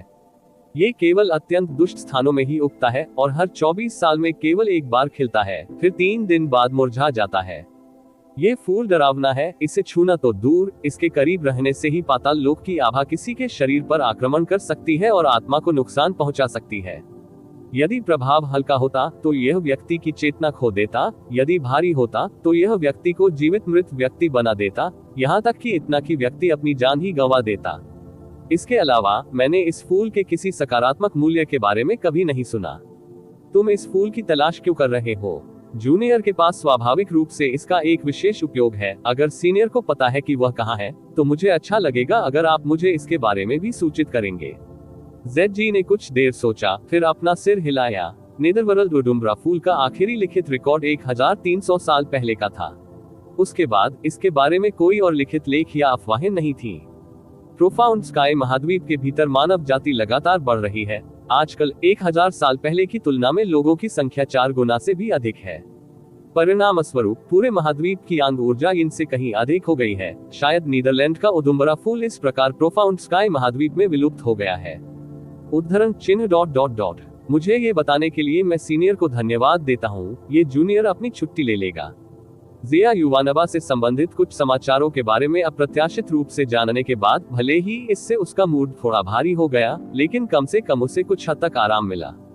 कोई आश्चर्य नहीं कि वह ब्लू विंड की सीमाओं के भीतर ज़िया युवानवा के कोई संकेत नहीं ढूंढ पाया। ये बदल गया। पता चला कि वह वास्तव में हेवनली स्वॉर्ड विला छोड़ने के बाद दिव्य फीनिक्स साम्राज्य में आया था। गहन शक्ति स्तर के संदर्भ में डिवाइन फीनिक्स साम्राज्य आखिरकार एक ऐसा स्थान था जो ब्लू विंड से कहीं अधिक ऊंचा था। क्या वह अपने अत्यधिक दुख और आत्मग्लानि से उबरने के लिए यहाँ शक्ति ढूंढने आया था? और छोटी परी, आखिर तुम कहाँ हो? दिव्य फीनिक्स संप्रदाय 7 नेशन रैंकिंग टूर्नामेंट की तारीख नजदीक आती गई। फैंग जिचेन का मूड भी दिन पर दिन और अधिक अधीर होता गया। उस दिन के अपमान के दृश्य ने उसकी मानसिक स्थिति को खराब करना कभी बंद नहीं किया।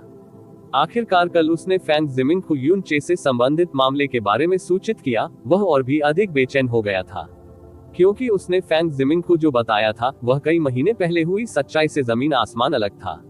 भले ही उसे यकीन था कि अगर यून चे वास्तव में डिवाइन फीनिक्स सिटी में आएगा तो डिवाइन फीनिक्स संप्रदाय उसे बिल्कुल भी माफ नहीं करेगा, फिर भी वह रैंकिंग टूर्नामेंट के दौरान यून चे द्वारा उस दिन की घटनाओं का जिक्र करने के बारे में चिंता करने में असमर्थ था।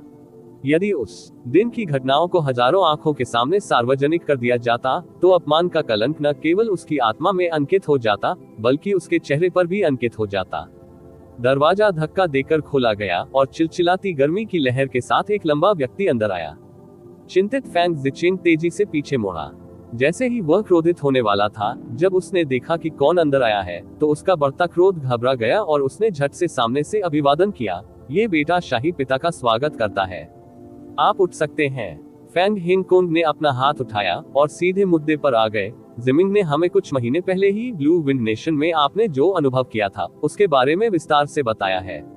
हालांकि आपने इसे आज तक छुपाया है, फिर भी यह क्षमा योग्य है। हम आपको दोष देने के लिए यहाँ नहीं है। फैंग जिचिंग ने जल्दी से कहा, ये बेटा शाही पिता को उनकी दयालुता के लिए धन्यवाद देता है। ये सिर्फ इतना है कि भले ही शाही पिता मुझे दोषी नहीं ठहराते, फिर भी यह बेटा और भी अधिक शर्मिंदा और त्यागहीन महसूस करता है। फैंग हिंगकोंग का चेहरा गुस्से से भर गया। हमने भी कभी नहीं सोचा था कि एक छोटे ब्लू विंड सम्राट में वास्तव में इतनी हिम्मत होगी। निश्चिंत रहें, 3 साल से भी कम समय में हम आपके लिए ब्लू विंड में प्राप्त अपमान का 10 लाख गुना वापस ले लेंगे। उस समय आप उस नीली पवन सम्राट की सजा को संभाल रहे होंगे। जहां तक उस यूचे बबुआ की बात है, क्या उसने यह नहीं कहा कि वह रैंकिंग टूर्नामेंट में भाग ले रहा था? बहुत अच्छा, हम बस ये देखने के लिए इंतजार कर रहे हैं कि वह कैसे गिरेगा। फैंग जिचिंग आधा खुश और आधा घबराया हुआ था। ये बेटा शाही पिता को उनकी गहरी उदारता के लिए धन्यवाद देता है। इस बेटे का अपमान एक छोटा सा है मामला, लेकिन हमारे दिव्य फीनिक्स संप्रदाय की रक्तरेखा का मामला आकाश से भी बड़ा है। रैंकिंग टूर्नामेंट से पहले गुप्त रूप से उस यूनचे की देखभाल कैसे की जाएगी? कोई जरूरत नहीं है।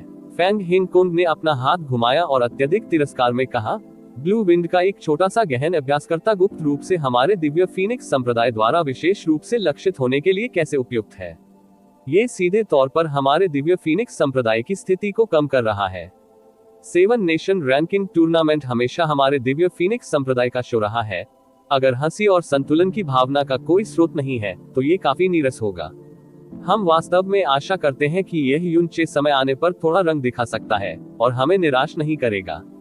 शाही पिता ने जो कहा है वह अत्यंत सत्य है। फैंग जिचिंग ने अपना सिर नीचे करते हुए कहा, जिचिंग, हमने आपको फीनिक्स सेड हॉल में हुई चोरी की जांच करने के लिए कहा है, उसका परिणाम क्या है? जैसे ही उन्होंने इस मामले का उल्लेख किया, फैंग हिंगकोंग का रंग विशिष्ट रूप से बदल गया। इस बेटे ने चोरी के पीछे वाले व्यक्ति का पता लगा लिया है। जैसे ही फैंग जिचिंग बोलने के बीच में था, फैंग हिंगकोंग ने जोर से पलटकर कहा, ये कौन है? ये कौन है? वास्तव में ये दुस्साहसी कौन है जो हमारे दिव्य फीनिक्स संप्रदाय से चोरी करने का साहस कर रहा है? जिस कारण वह क्रोधित था, वह केवल इस व्यक्ति के दुस्साहस के कारण नहीं था, बल्कि उसके आश्चर्य के कारण था, क्योंकि कहा जा सकता है कि इस चोर के पास एक भयानक क्षमता थी। उनका दिव्य फीनिक्स संप्रदाय किस प्रकार का स्थान था, किसी बाहरी व्यक्ति की तो बात ही छोड़िए, भले ही वह महज पंखों वाला कीड़ा ही क्यों न हो, उसका तुरंत पता चल जाएगा। लेकिन इस चोर ने, जिसकी भनक किसी को नहीं लगी, फीनिक्स ज़ेड हॉल में चोरी की, जहां सभी प्रकार के खजाने रखे हुए थे। अगर यह इस तथ्य के लिए नहीं था कि उसने अपनी चोरी के दौरान अनजाने में एक अदृश्य गहरी संरचना को छू लिया था, तो ये हो सकता था, यहाँ तक कि यह भी कहा जा सकता है कि किसी को पता भी नहीं चलेगा कि फीनिक्स ज़ेड हॉल में पहले ही कोई घुसपैठ कर चुका है।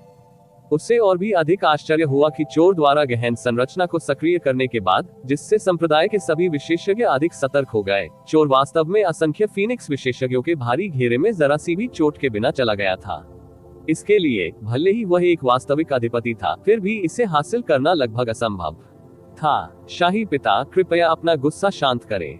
पूरे दिव्य फीनिक्स साम्राज्य में एकमात्र व्यक्ति है जो इसे पूरा करने में सक्षम है। फेंग ज़िचिन ने अपना सिर उठाया, भौहें सिकुड़कर जारी रखा, हुआ मिंगहाई, हुआ मिंगहाई। फेंग हिंगकोंग की अभिव्यक्ति धुंधली थी, लेकिन उसने तुरंत प्रतिक्रिया व्यक्त की, घोस्ट मिराज सेक्रेड हैंड, हुआ मिंगहाई। हाँ, फेंग ज़िचिन ने सिर हिलाया, इस दुनिया में केवल एक ही व्यक्ति है जो इसे पूरा कर सकता है। हुआ मिंगहाई की गहन ताकत बहुत अधिक नहीं है, लेकिन उनकी गति और गति कौशल को अद्वितीय कहा जा सकता है। इसके अलावा छिपने, छिपकर चलने, अपना रूप बदलने, चुप रहने और बच निकलने में बहुत अच्छे होने की उनकी क्षमता बेजोड़ है। आगे बोलने की जरूरत नहीं। फेंग हिंगकोंग ने हाथ लहराया, हमने भी इस नाम के बारे में सुना है। दुनिया में नंबर 1 चोर के रूप में जाना जाता है हुआ मिंगहाई, जिसके पास भूत मृग तृष्णा पवित्र हाथ है। ऐसा कहा जाता है कि चाहे उसने कुछ भी चुराया हो, उसने कभी गलती नहीं की, किसी के द्वारा पकड़ा जाना तो दूर की बात है। यहाँ तक कि उसका असली रूप भी कभी किसी ने नहीं देखा। लेकिन हमने कभी नहीं सोचा था कि यह चोर वास्तव में हमारे दिव्य फीनिक्स संप्रदाय को भड़काने के लिए इतना दुस्साहसी होगा। क्या वह सचमुच सोचता है कि इस दुनिया में कोई भी उससे निपटने में सक्षम नहीं है? देवताओं के विरुद्ध अध्याय 405 भूमिगत नीलामी। आप ऑडियो बुक्स 108 देख रहे हैं। धोखेबाजों से सावधान रहें। अध्याय 405 भूमिगत नीलामी। क्या आपने जांच की कि फीनिक्स ज़ेड हॉल ने कौन सी वस्तुएं खो दी है? फेंग हिंगकोंग ने भौहें सिकोड़ते हुए कहा। फेंग ज़िचिन ने सम्मानपूर्वक उत्तर दिया, हुआ मिंगहाई ने जो सबसे अधिक चुराया वह आमतौर पर पर्पल वेन्ड हेवन क्रिस्टल और पर्पल वेन्ड डिवाइन क्रिस्टल थे। हालांकि फीनिक्स ज़ेड हॉल के भीतर पर्पल वेन्ड हेवन क्रिस्टल और पर्पल वेन्ड डिवाइन क्रिस्टल में थोड़ी सी भी कमी नहीं आई, लेकिन हमें फीनिक्स हेलियंथस का आधा इस्तेमाल किया हुआ डंठल याद आ रहा है। मैं यह मान रहा हूं कि ऐसा इसलिए हुआ क्योंकि चोर सुरक्षात्मक गहरी संरचना को छूने के बाद घबराई हुई स्थिति में था और जल्दबाजी में भागने से पहले बेतरतीब ढंग से कोई भी वस्तु ले गया। आधा फीनिक्स हेलियंथस। भले ही फीनिक्स हेलियंथस दुर्लभ थे, दिव्य फीनिक्स संप्रदाय के लिए उन्हें उतना कीमती नहीं माना जाता था किसी वस्तु का। फेंग हिंगकोंग ने ठंडे स्वर में कहा, भले ही वास्तव में कुछ भी गायब नहीं हुआ, केवल इस तथ्य से कि उसने हमारे दिव्य फीनिक्स संप्रदाय पर हमला करने का साहस किया, उसने अपने स्वयं के विनाश का कारण बना दिया है। आज से पूरे साम्राज्य में हुआ मिंगहाई के सभी ट्रैक की जांच करें। ये सबसे अच्छा है अगर उसे जीवित वापस लाया जाए, लेकिन अगर उसे जिंदा पकड़ना मुश्किल है तो उसे मौके पर ही मार डालो। हाँ, ये बेटा तुरंत आदेश देगा। भले ही हुआ मिंगहाई में स्वर्ग की उच्च क्षमता हो, फिर भी उसे हमारे दिव्य फीनिक्स संप्रदाय की हथेलियों से बचने के बारे में कभी नहीं सोचना चाहिए। फेंग ज़िचिन ने वादा किया था, तब यह मामला तुम्हें संभालने के लिए दिया जाएगा। हुआ मिंगहाई हमारे दिव्य फीनिक्स में सुरक्षित रूप से प्रवेश करने और छोड़ने में सक्षम है या नहीं, यह आपकी परीक्षा के योग्य है। हमें निराश मत करो। हाँ, शाही पिता, ये बेटा निश्चित रूप से आपको निराश नहीं करेगा। जैसे ही फेंग हिंगकोंग जाने के लिए मुड़ा, उसके कदम दरवाजे पर रुक गए और उसने लापरवाही से कहा, रैंकिंग टूर्नामेंट की शुरुआत से पहले ज़ुइर फीनिक्स पर्चिंग वैली के भीतर एकांत में खेती करेगा। चाहे कोई भी हो, भले ही यह कोई बहुत बड़ा मामला हो, उन्हें फीनिक्स पर्चिंग वैली के आसपास के 25 किलोमीटर के क्षेत्र में आधा कदम भी चलने की अनुमति नहीं है। हालांकि हम अभी भी थोड़े चिंतित हैं। जब आप हुआ मिंगहाई की जांच कर रहे हो, तो फीनिक्स पर्चिंग वैली के पूर्व, पश्चिम और उत्तर दिशाओं के आसपास कुछ गार्ड की व्यवस्था करें। किसी को पास न आने दे। अगर कोई ज़ुइर को परेशान करने की हिम्मत करता है, चाहे वह कोई भी हो, उसे देखते ही मार डालो। हाँ, ये बेटा तुरंत आदेश का पालन करेगा। फेंग हिंगकोंग के चले जाने के बाद फेंग ज़िचिन ने थोड़ी राहत की सांस ली। काफी देर की खामोशी के बाद वह एक बार फिर उत्तेजित हो गए। वह कई दसियों बार हॉल में आगे पीछे घूमता रहा और अंत में अपनी भौहें सिकोड़ते हुए धीमी आवाज में बोला, चिहुओ, अंदर आओ। लॉ की एक लकीर चमकी और लगभग 50 या उससे अधिक वर्ष का एक अधेड़ उम्र का आदमी फेंग जिचिन के सामने प्रकट हुआ, जैसे कि उसने वहां टेलीपोर्ट किया हो। वह झुक गया। महाराज, आपके निर्देश क्या है? तुरंत महल छोड़ो और गुप्त रूप से डिवाइन फीनिक्स सिटी में यू चे नाम के व्यक्ति की तलाश करो। वह यहाँ 7 नेशन रैंकिंग टूर्नामेंट में भाग लेने के लिए आया है और वह निश्चित रूप से आधे महीने के भीतर उपस्थित होगा। वास्तव में वह पहले से ही यहाँ हो सकता है। यदि आप उसे पालें तो तुरंत उसकी हत्या कर दें। याद रखें, आप इससे जितना अधिक गुप्त रूप से करेंगे उतना बेहतर होगा। उसे मारने के बाद तुरंत उसकी लाश को नष्ट कर दें। बेहतर होगा कि आप पीछे कोई निशान न छोड़ें। फेंग जिचेन ने बेहद बुरी अभिव्यक्ति के साथ कहा। हाँ महाराज, फेंग चिहुओ ने उत्तर में सिर हिलाया। याद रखें, आपके और मेरे अलावा इस बारे में किसी को पता नहीं चलेगा, जिसमें मेरे शाही पिता भी शामिल हैं। फेंग जिचेन की अभिव्यक्ति गंभीर हो गई। फेंग चिहुओ के चेहरे पर सदमा आ गया। फिर उसने बिना किसी हिचकिचाहट के सिर हिलाया। ये पुराना नौकर महामहिम को निराश नहीं करेगा। ये पुराना नौकर अपनी छुट्टी ले लेगा। जब फेंग चिहुओ चला गया तो फेंग जिचेन ने अपने दोनों हाथ भींच लिए और उसकी आंखों में नफरत की एक भयावह रोशनी चमक उठी। उसने धीमी आवाज में कहा, यू चे, व्यक्तिगत रूप से तुम्हें मारने में सक्षम न होने के कारण वास्तव में मेरे लिए अपनी नफरत को दूर करना कठिन हो जाएगा, लेकिन आपको रैंकिंग टूर्नामेंट से पहले मरना होगा। एक बार जब ब्लू विंड नेशन खत्म हो जाएगा तो उस समय का अपमान भी हमेशा के लिए मेरे पैरों के नीचे दबा रहेगा। अगले दिन यू चे जेड के निर्देशों के अनुसार डिवाइन फीनिक्स सिटी के फॉलिंग फ्लेम मर्चेंट गिल्ड में पहुंचे। उनके आने के बाद ही युनचे को पता चला कि यह जगह वास्तव में वैसी ही है जैसी जीजी ने कहा था। भले ही नाम के आगे लिखा था मर्चेंट गिल्ड, ये बिल्कुल भी रूढ़िवादी व्यापारी गिल्ड नहीं था। सच कहूं तो यह एक भूमिगत बाजार जैसा था और यह उतना बड़ा भी नहीं था। क्षेत्र के इस विस्तार में समान प्रकार के कई भूमिगत बाजार थे और उन सभी में मर्चेंट गिल्ड शब्द लटका हुआ था। हालांकि जब तक वह फीनिक्स हेलियंथस खरीद सकता था, ये वास्तव में महत्वपूर्ण नहीं था कि यह एक व्यापारी संघ था या काला बाजार। एक सुदूर अंधेरी गली से युन चे ने साइन बोर्ड देखा जिस पर फॉलिंग फ्लेम मर्चेंट गिल्ड लिखा हुआ था। साइन बोर्ड के नीचे एक युवा महिला अपने यौवन के चरम पर खड़ी थी। यू चे को आते देख उसने उसका स्वागत करने की पहल की। सर, क्या आप फॉलिंग फ्लेम की नीलामी में भाग लेने के लिए यहाँ हैं? हाँ, मैं मिस से रास्ता दिखाने के लिए कहना चाहूंगा, यू चे ने स्वाभाविक रूप से कहा। पीट मैनेजर और क्लाउड कॉन्टिनेंट, उन्होंने पहले भी कई काले बाजारों में भाग लिया था। इस प्रकार के काले बाजार वे सभी स्थान थे जो लोगों को लेन देन करने के लिए खींचते थे, साथ ही उन्हें उच्च प्रवेश शुल्क का भुगतान करने की आवश्यकता होती थी। साथ चल रही युवतियों ने कहा, आज की गिरती ज्वाला नीलामी में कई दुर्लभ खजाने बेचे जाएंगे, इसलिए प्रवेश शुल्क सामान्य से थोड़ा अधिक है। इसकी कीमत 20 बैंगनी गहरे सिक्के हैं। 20 की आवाज उतनी ऊंची नहीं थी, लेकिन ये 20 बैंगनी गहरे सिक्के थे, पूरे 2 लाख पीले गहरे सिक्के। और ये तो सिर्फ प्रवेश शुल्क था।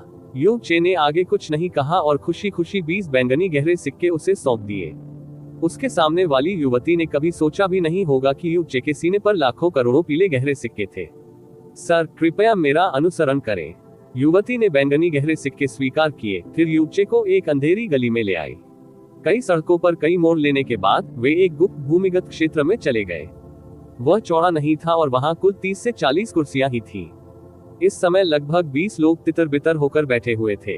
भले ही यह स्थान सुदूर और गुप्त था, फिर भी इन लोगों ने जो कपड़े पहने थे उनमें से कोई भी बेहद शानदार नहीं था। जो लोग 20 बैंगनी गहरे सिक्कों के उच्च प्रवेश शुल्क का भुगतान करने को तैयार थे, वे किसी भी तरह से एक साधारण परिवार से नहीं थे। जब युन चे अंदर आया तो उपस्थित सभी लोगों ने एक एक करके उस पर नजर डाली। ये समझने के बाद कि वह केवल पृथ्वी गहन क्षेत्र में था, उन सभी के चेहरे पर तिरस्कार के भाव प्रकट हुए। फिर उन सभी ने दोबारा देखने की परवाह किए बिना अपना सिर घुमा लिया। 20 साल की उम्र में भी earth profound realm blue wind nation में शायद ही कभी देखी जाने वाली प्रतिभा थी, लेकिन डिवाइन फीनिक्स साम्राज्य में इसे केवल एक निम्न श्रेणी के व्यक्ति तक सीमित किया जा सकता था।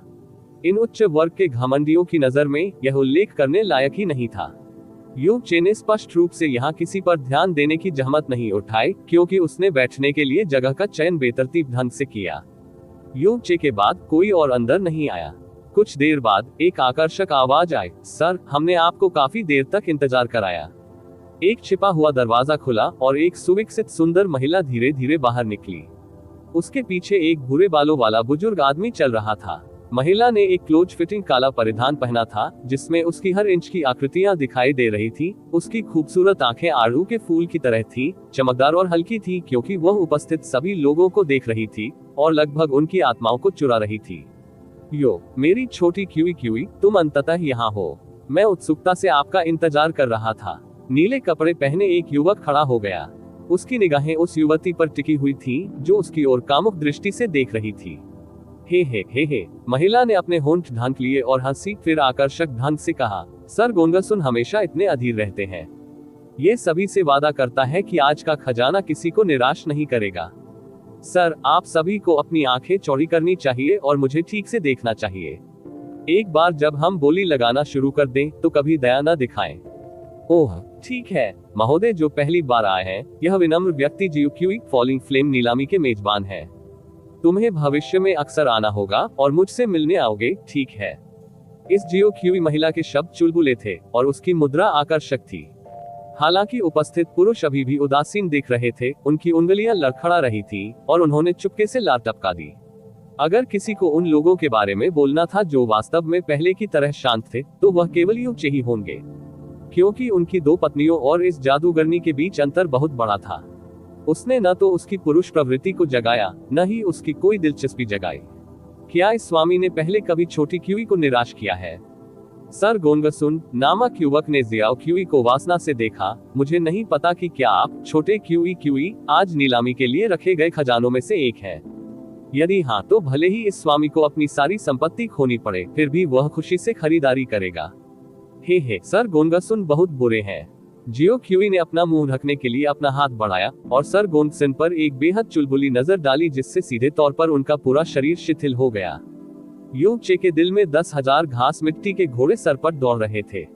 टीएल ग्रास मड हाउस काउनीमा मदरफकर काउनीमा का एक होमोफोन है। इस प्रकार यहाँ एक वाक्य के रूप में उपयोग किया जाता है।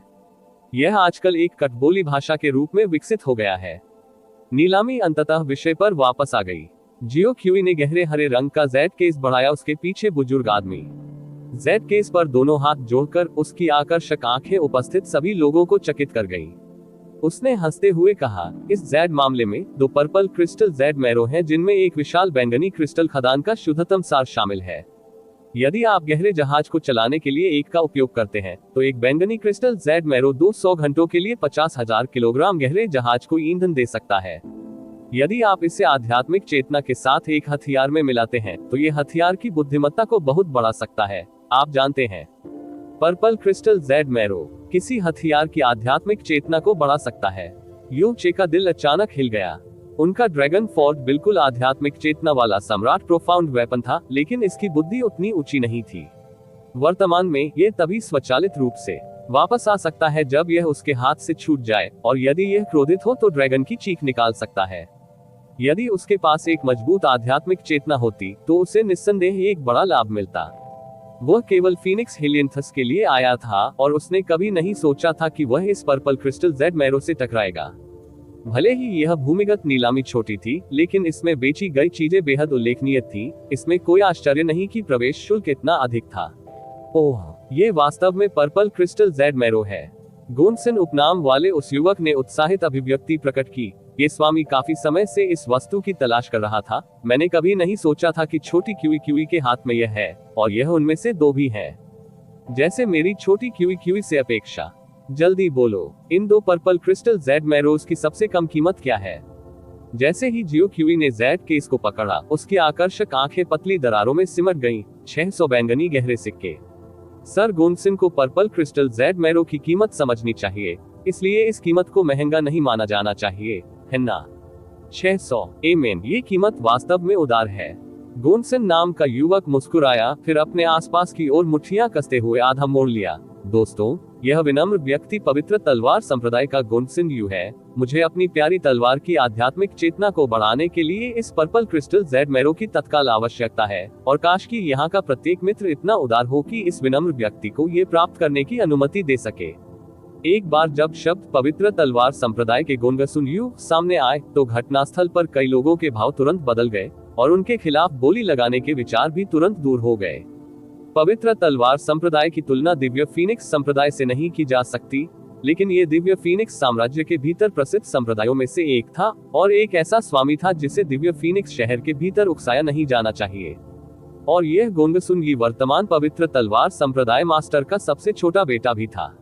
इस समय एक आलसी आवाज सुनाई दी, लिल भाई गोंगसन, चूंकि यह एक नीलामी है, जाहिर तौर पर सबसे ऊंची बोली लगाने वाला ही जीतेगा। यदि आप इस तरह खेलते हैं तो मिस जियो क्यूई कैसे व्यवसाय करेगी? मिस जियो क्यूई कुछ नहीं कह रही हैं, लेकिन मैं ये सब देखना बर्दाश्त नहीं कर सकता। ये शब्द सुनकर गोंगसन यू बिल्कुल भी क्रोधित नहीं हुआ। इसके बजाय वह दिल से हंसे और उस व्यक्ति की ओर हाथ बढ़ाया जिसने कहा था, भाई नालन सही कह रहे हैं। ये छोटा भाई केवल क्षण भर के लिए खुश था और कुछ हद तक अति उत्साहित था। ऐसा बिल्कुल दोबारा नहीं होगा। जैसे ही नालन शब्द सुना गया, उपस्थित सभी लोगों के चेहरे एक बार फिर बदल गए। नालन परिवार भी डिवाइन फीनिक्स सिटी के बड़े लोगों में से एक था और पवित्र तलवार संप्रदाय के साथ हजारों साल पुराने दोस्त भी थे। बोलने वाले का नाम व्यक्तिगत रूप से नालन जियोंग था। नालन परिवार के भीतर उसकी स्थिति भी अतुलनीय थी। ऐसा लग रहा था कि वह गोंगसुन यू को फटकार लगा रहे थे, लेकिन वास्तव में वे अपने दो परिवारों की प्रसिद्धि का उपयोग उपस्थित अन्य लोगों पर दबाव बनाने के लिए कर रहे थे, जिससे वे गोंगसुन यू के खिलाफ बोली लगाने की हिम्मत नहीं कर रहे थे। 600 बैंगनी गहरे सिक्कों के लिए 2 बैंगनी क्रिस्टल जेड मैरो, मैं इसे लूंगा, गोंगसुन यू ने मुस्कुराहट से भरे चेहरे के साथ कहा। और इसी समय एक कोने से अचानक एक बेहद सामान्य लेकिन असंगत आवाज सुनाई दी, 700 बैंगनी गहरे सिक्के। गोंगसुन यू की भौहें अचानक कड़ी हो गईं। उसने अपना सिर घुमाया और उसकी नजर यू चे के शरीर पर पड़ी। उसने यू चे की गहन शक्ति साधना पर एक नजर डाली, फिर उसकी आंखों में गहरी घृणा चमक उठी। लेकिन अगर दूसरा पक्ष उसके खिलाफ बोली लगाने के लिए पर्याप्त बहादुर था, तो वे एक प्रतिष्ठित परिवार से हो सकते थे। इसलिए वह उसे बिना सोचे समझे अपमानित करने की हिम्मत नहीं हुई, क्योंकि उसने बिना परेशान हुए कहा, दोस्त, ऐसा लगता है कि तुम मुझे गोंगसुन यू ये चेहरा नहीं देने जा रहे हो। युन चे हल्की सी हंसी, मुझे पर्पल क्रिस्टल जेड मैरो चाहिए, इसका आपके चेहरे से क्या लेना देना है? गोंगसुन यू के मुंह का कोना हिल गया। उनका रंग स्पष्ट रूप से गहरा हो गया और उन्होंने उपहास करते हुए कहा, आप जो कह रहे हैं वह बिल्कुल सही है। नीलामी की लड़ाई ताकत पर निर्भर करती है, चेहरे पर नहीं। चूंकि आप भी इस पर्पल क्रिस्टल जेड मैरो को प्राप्त करना चाहते हैं, तो हमें ये देखना होगा कि क्या आपके पास वह क्षमता है। 1000 पर्पल गहरे सिक्के। इस तरह के और अपडेट के लिए कृपया हमारे चैनल ऑडियो बुक्स 108 को सब्सक्राइब करें और नोटिफिकेशन सक्षम करें। धन्यवाद।